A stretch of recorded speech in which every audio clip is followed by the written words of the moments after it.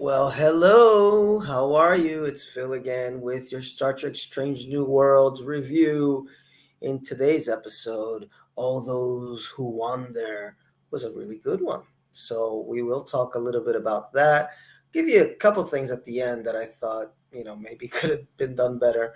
But for the most part, this was top notch. Probably my favorite episode of the season. I said that like 2 episodes ago with the Serene Squall, but I think this one beat it as far as just doing everything. This episode is so funny because I was watching before Trek, I was watching this little documentary on Sugar Ray Robinson and how he was difficult to define because he could do just about everything in the ring.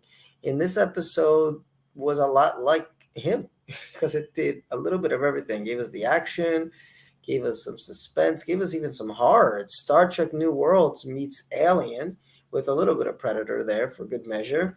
But it definitely hit us with the feels. Good Lord, it hit us with the feels. So for those that don't know, there will be spoilers ahead. So if you haven't watched this episode yet, come back later. And I'm on vacation, so I got a little bit more time. I got to see the episode early. What does that mean? It means that I'll be on now, and then I'll be on a little bit later, around 10 p.m. tonight in Brazil, which I think is an hour ahead of Eastern Standard Time. It's 5:57 now, so whenever that is, where you're at, do the conversion, and we'll be talking Star Trek Deep Space Nine. We're getting into season 3 of Star Trek Deep Space Nine tonight. Me and my friend Pete. Thank you everybody that likes and subscribes to the page. But let's get to it, okay? Let's get to it, guys. I have a confession to make. I must like dark Trek. That must be my thing, because the bubbly type of episodes of Star Trek Strange New Worlds, they've been entertaining, but they haven't really hit me as hard. But the episodes that I've liked the most so far are the ones that are a little bit darker. The first Gorn episode and the Serene Squall, which I thought was the best of the season thus far. But I think it's been replaced by this one. I really, really like this episode.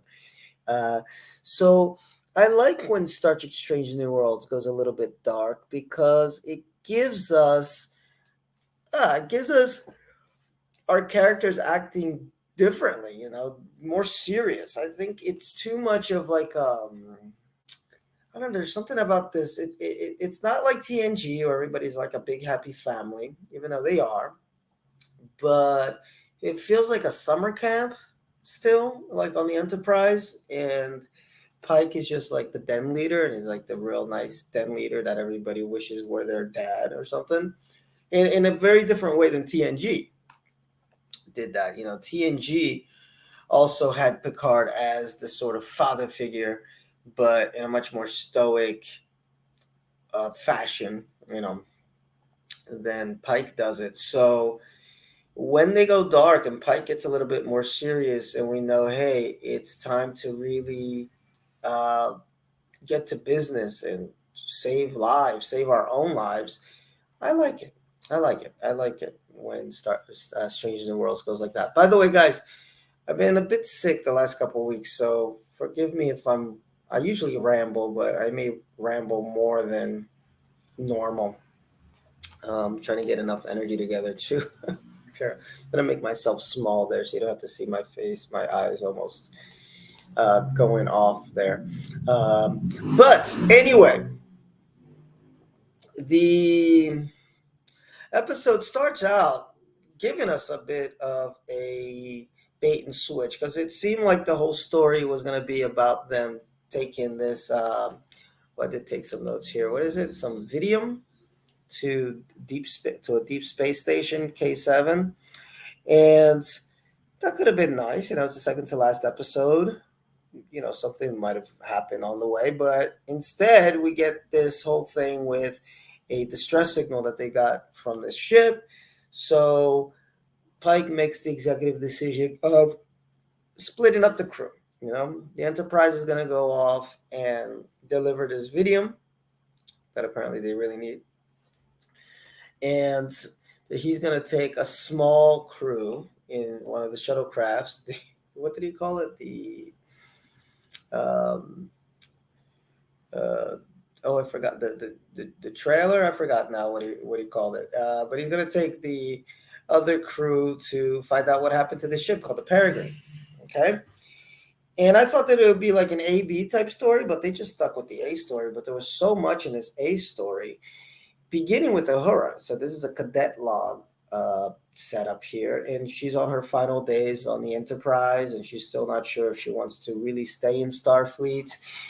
And this episode helps her mature a little bit, and I'll give the writers credit. They gave me something closer to what I feel Uhura is as a character, a bit more pensive, a bit more sure of herself. I get it. She's young. She's still not sure of everything, but I never felt this was Ahura. You can make a younger character and still make it feel like, yeah, but I can see that in 10, 15 years, they're going to grow into the person that we recognize from Star Trek, TOS, and beyond, which I think they've been doing pretty good, well with Spock. Okay, at first I wasn't feeling him so much, but now I'm starting to get into the Spock character a little bit. I think Ethan Peck is beginning to know where he can go with this character, where it will lead us to the Spock that we recognize from TOS. Hard thing to do, though. It's a very difficult thing to do. So I give the actors credit. I give the writers credit for doing their best to get us there. But I definitely got the feels when Hammer told her there will always be a space on the Enterprise for Nyota Uhura. I think it was Hammer that said it. I could be wrong. Okay. But that just gave me the feels, just using her whole name and just knowing the history of this character and what she meant for the franchise when it came out in the 60s. And, uh, you know, everything that she managed to put into this character, given the fact that she wasn't given a lot to do back in the 60s, but she still managed to make an impression, and even the fan movies that came out afterwards where she was Captain Uhura, and she's an integral part of the Star Trek universe. And this young girl is doing her best to, fill those big shoes. Those are big shoes to fill. Very big shoes. But I got the feels. All right. Samuel Kirk is back, by the way. Ooh, people were asking about him, and he was like, he was all over the place. He was like, what was his name? Bill Pullman, is it? Which gets us to, let's see. Oh, no, Bill Baxton. My mistake. Bill Baxton. Um, so that gets me right into what the meat of this episode is, which is them arriving uh, at this planet where the ship landed, and then you start to see signs of, hey, maybe it wasn't just a crash that happened here. There's blood smeared all over the place, and of course, if you watch you know, the little montage of what happened prior, they did show a scene of La'an talking about the Gorn, so it's pretty clear the Gorn were going to play a part in this, and there you go. They're back, and it's Baby Gorn, and that's where the episode just caught me by surprise because it went dark, it went alien, to the point where the Baby Gorn infest you. They put eggs inside you and they break out of you, and they had a pretty gory scene depicting this, and I was here for it. I loved it, but I'm wondering what you guys thought of Star Trek just going horror heavy. There have been some horror themed episodes before on Star Trek.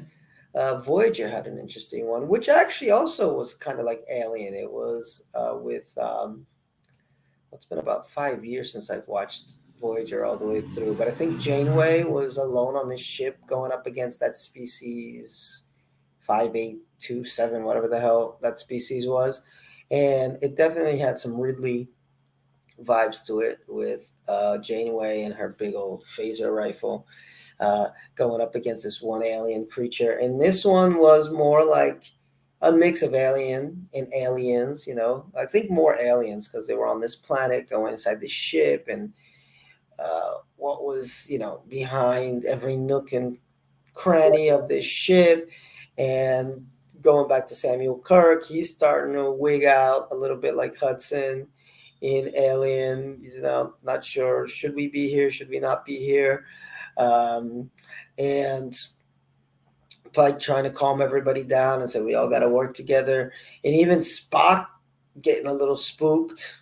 Okay. Um, he was scared, man, and he was trying to hold it together. And Samuel got on his case for like, man, you're so emotionless because some crew died.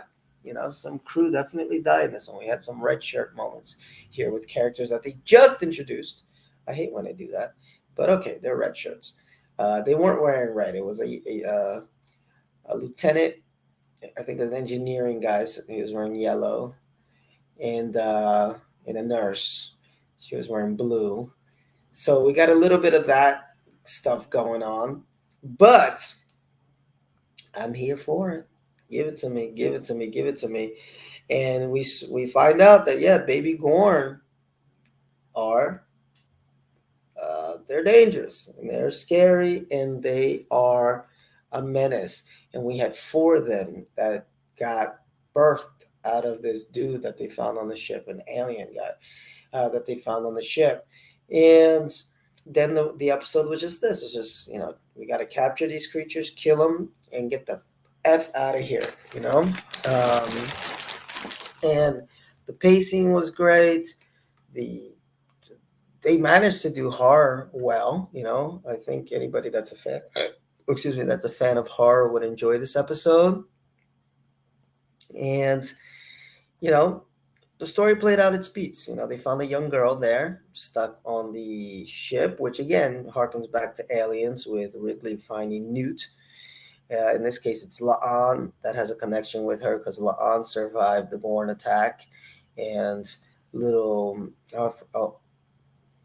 Oriana, I think was her name. She was like the Newt character, where she figured out how to survive. In this case, she found out how to survive easily, staying in a cold area. The Gorn do not like the cold, so she would stay in the coldest area of the ship. And when they figured that out, that the Gorn don't like the cold, they devised a plan. The crew devised this plan to kind of make the Gorn go into a certain spot of the ship where they would be able to kill them. Again, more alien stuff. I mean, this is Alien 3.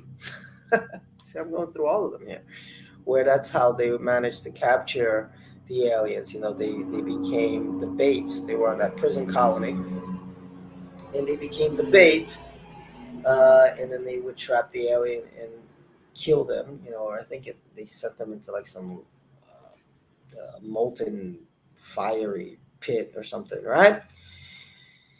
And the only thing I didn't get is like, okay, the big issue here is everybody was separated. There was no comms. Hemmer managed to get the ship back operating. Now that everybody's together, why wouldn't everybody just stay together? Freeze out a little bit, I mean, maybe you can just huddle together for as long as you need before you can, because there was a storm outside, so they couldn't go to the shuttlecrafts. The storm passed, so wait out the storm, huddle together, and in cold, they would kind of freeze a little bit, but I'm sure they could, like, all right, let's do 5 minutes of warm weather inside wherever we are, and then we'll get back to it being cold. Just lock the doors. I don't know. I'm usually not a nitpicky person like that, but that thought just came to my mind. If anybody knows why they didn't do that, say it in the comments. But it was cool what they did do, which is kind of like the Alien 3 thing. And we got La'an going up against an alien. We got Spock going up against an alien. Spock lets out his emotions, because he had to fight the Gorn to attract them, to be the bait. The Gorn liked aggression, and Spock went raw mode, kind of similar to what's my boy from the Kelvin verse. He did something similar, I think, in Star Trek 2009. No, actually, Into Darkness too, right? He went beast mode when he screamed "Khan," which was terrible. try not to remember that. Um, but in the process of all of this, Hammer, steps in the way of one of the Gorn who spits out some venom, kind of Jurassic Park style. And for me, it was kind of clear that that wasn't going to be the end of it, that it was more than just venom. I don't think they played that very well as far as knowing that this was more serious. And again, I already said spoilers at the beginning, but yes, this was the big spoiler of the show. Is that Hammer, a character that I really, really was warming up to, who saved last week's episode, in fact, because that was a dreadful episode. But he was the strongest link there and kind of saved it when he showed up. Hammer has been infested with the Gorn eggs. Okay. And they're inside him and he needs to sacrifice himself. So now we're back to Alien 3, where Ridley sacrifices herself at the end of that movie because she does have a queen egg inside of her, and she decides to fall into the fiery pit there, killing herself off as well as the queen inside her. And Hammer has to do the same thing. Instead, it's the opposite. It's not the heat that's going to kill the Gorn, it's the cold. So he, leaves the ship. Nobody can stop him because everybody's in different areas and blah, blah, blah. And he gives a few nice words to everybody, especially Uhura, telling her that, look, I know you're scared of making friends because you're afraid you're going to lose them. But the love you receive is going to outweigh the pain. And then he jumps off a cliff. Nice emotional scene. Guys, again, I'm not feeling very well, so forgive me if my voice does not exude the enthusiasm that I had while watching this episode. I really did love it. I really did love it.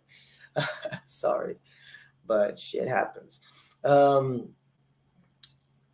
yes, gorgeously filmed. Loved it. Very sad to see him go. Again, one of my favorites from this cast was Hammer. So no more him. And that kind of goes into, hey, how many of these characters are going to survive? Because there's nothing saying that these characters have to survive up to the time when Kirk takes command of the Enterprise. Other than, obviously, Pike, because he does have his accident after Kirk takes command. And he's still in good health. Spock, obviously. Nurse Chapel and Benga. Uhura.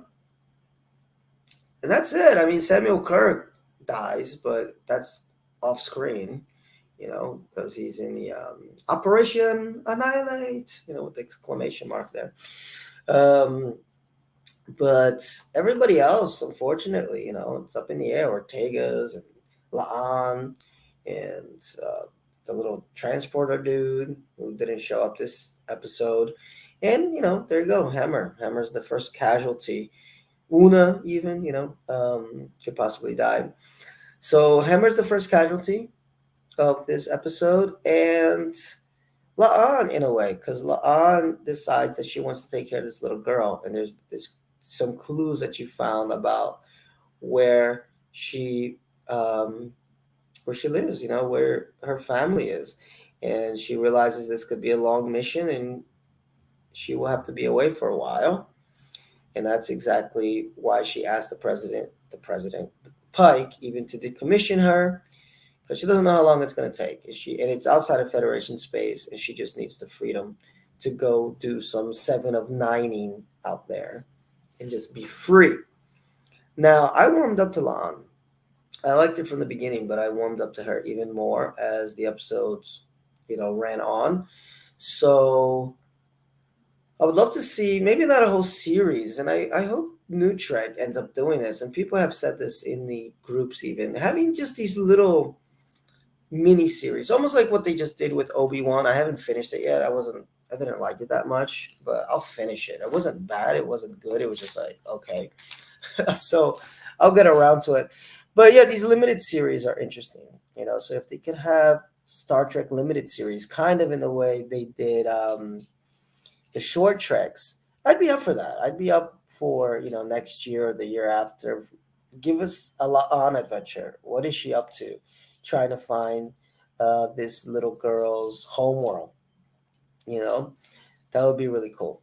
Now, I was sad to see her go. That's a big void. And in a way, this felt like a season finale. So I'm really wondering what they have in store for the season finale. Because usually the second or third to last episode will be the ones that are, how do you say this? They're not the strongest episodes. It's not episodes you want to start your series with because you're like, imagine that whole fantasy episode or something similar was like the third episode. People would be like, huh? You know? But it's an episode you got to sneak in there when you're like, okay, you've made it 7 episodes into the series. You can deal with like a cheesy episode where we're almost at the end. Star Trek Deep Space Nine did that a lot at the end of their seasons. That's where they would stuff kind of some weird episodes, you know, 5 or 6 before the end of the series, and then they would go out with a bang, like 1, 2, 3, 4, you know, really crazy episodes. So that makes me wonder what the hell are they gonna give us next week? We lost essential part of the crew in Hammer. We lost another essential part of the crew and cast for both of them with Laan. Who's gonna take their place? And what great mystery! I'm thinking it's gonna be a Spock centered episode because Spock went through a lot of shit, man. When he got angry at the funeral for Hammer, he couldn't control himself, and he punched the wall of this Enterprise, man. He left a dent. We forget sometimes how strong the Vulcans are. And Nurse Chapel had to give him a little hug to comfort him. And he was like, I can't control my emotions. I let something out. I let the beast out. And I don't know how to contain the beast anymore. So I'm very interested in what that will mean for Spock moving into the season finale and what that will mean with his relationship with T'Pring and what that means as far as Cybok. Maybe he will have to go talk to Cybok because he will not be able to control it. That would be cool. I want to see more Cybok. I know we got the Cybok haters out there. I'm not one of them. I love me some Cybok. That movie wasn't great, but I'm talking about Star Trek, The Final Frontier, Star Trek 5. But it had some good ideas in it. It had some really good ideas. I blame the writer's strike. I know a lot of people blame Shatner. I don't blame Shatner completely. There was a writer's strike, and things get messy. And sometimes what you want to put up on the screen isn't what comes out. But there were a lot of lofty ideas in that episode. And it just tonally and editing and directing wise, it didn't all match. But the smiling Vulcan, the laughing Vulcan, whatever, is one of those cool ideas. I love the idea of Cybok, so I hope we see him. So that's it, folks. That's pretty much my review of this episode. I thought it was really cool. Oh, when Hemmer was sacrificing himself, you kind of gave the little speech about, the sacrifice of the one needs to outweigh what everybody else wants. And Spock was like, that's logical. So again, little shout out to Star Trek 2, which I liked. Just a lot of feels. There's a lot of feels. Okay,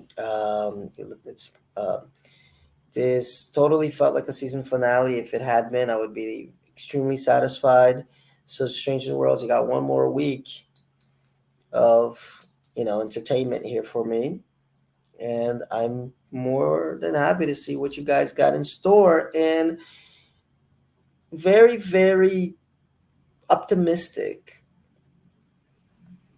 with the notion that this show will find its own voice, because I've been making this joke throughout all these videos, right? That this is like boldly going where I've been before. And I have a friend of mine, Pete, who does a DS9 podcast. He's been watching Strange New Worlds too, and he's like the same thing. He's like, it's good, but it's like I've seen this before, and especially we're watching Deep Space Nine now. In the early seasons of Deep Space Nine, our big criticisms were that hey, these feel like TNG B plots, or not B plots, or B scripts, or rejected scripts. We've seen this before, and that's my criticism of the first 2 seasons of TNG, because it felt like, hey, these are the rejected TOS scripts, and then eventually those shows both found their voices, their ways to be something other than just a retread. So I'm looking forward to what Strange New Worlds has in store as it evolves, and that's that. Okay, if I see you tonight, that'll be awesome. Like I said, around 10 p.m. my time. It's 6:21 right now in São Paulo, so do the conversion there, wherever you are. So it'll be in 1, 2, 3, 4 hours from now. We should be back on talking Deep Space Nine. Thank you for subscribing to the channel. Thank you to all the new subscribers, man. We usually pick up 2 or 3 every week. It's a small build up, but I like it. I just enjoy talking to you guys, talking Shrek. If I get 50 views on a video, 200 views on a video, 12 views on a video, it's like, man, thank you for watching, whoever you are. And please comment. Don't be afraid to comment below. Okay? Love you guys very much. Live long and prosper.